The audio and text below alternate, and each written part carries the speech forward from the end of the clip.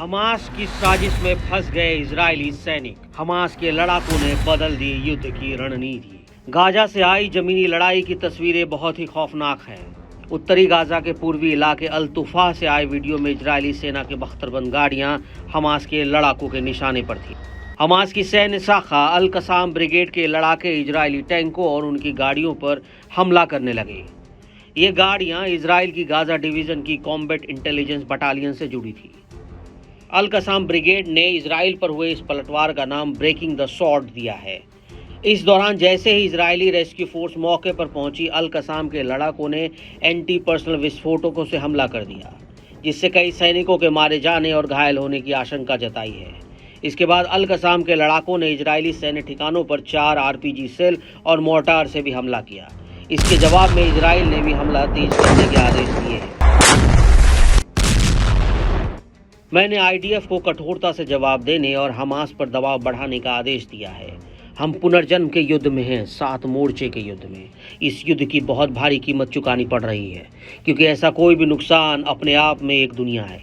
लेकिन हम जो जीवन की इच्छा रखते हैं, हमारे पास विजयी होने तक अपने अस्तित्व के लिए लड़ते रहने के अलावा और कोई रास्ता नहीं है। हम अभियान के बेहद अहम चरण में हैं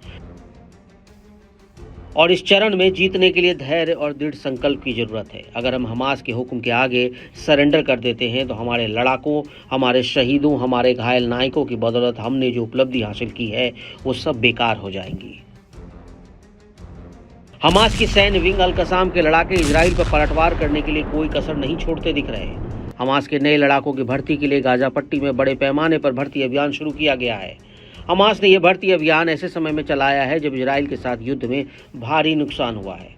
सऊदी मीडिया अल हदद की नेटवर्क के हवाले से जो खबर सामने आई है, उसके मुताबिक हमास की अल कसाम ब्रिगेड 30,000 नए लड़ाकों की भर्ती कर रही है।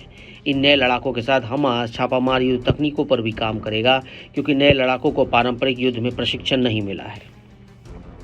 यानी अब गाजा में इजरायली सैनिकों से हमास के लड़ाके गुरिल्ला वॉर करने की योजना में हैं। हालांकि हमास की इस नई प्लानिंग से उसे भारी समस्या का सामना करना पड़ रहा है। द वॉल स्ट्रीट जर्नल की एक हालिया रिपोर्ट के मुताबिक हमास के पास फंड की भारी कमी है और वो अपने लड़ाकों को सैलरी तक नहीं दे पा रहा है। उधर गाजा पट्टी में जंग से हुई भारी तबाही और इजरायली सरकार की ओर से गाजा पट्टी में मानवीय सहायता रोक देने की वजह से हमास का संकट और भी बढ़ गया है।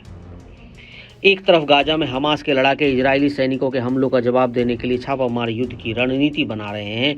दूसरी तरफ इजराइल की सेना ने गाजा में हमास के ठिकानों पर हमले तेज कर दिए हैं और इन हमलों का अंजाम गाजा में हुई तबाही के रूप में साफ साफ देखा जा रहा है।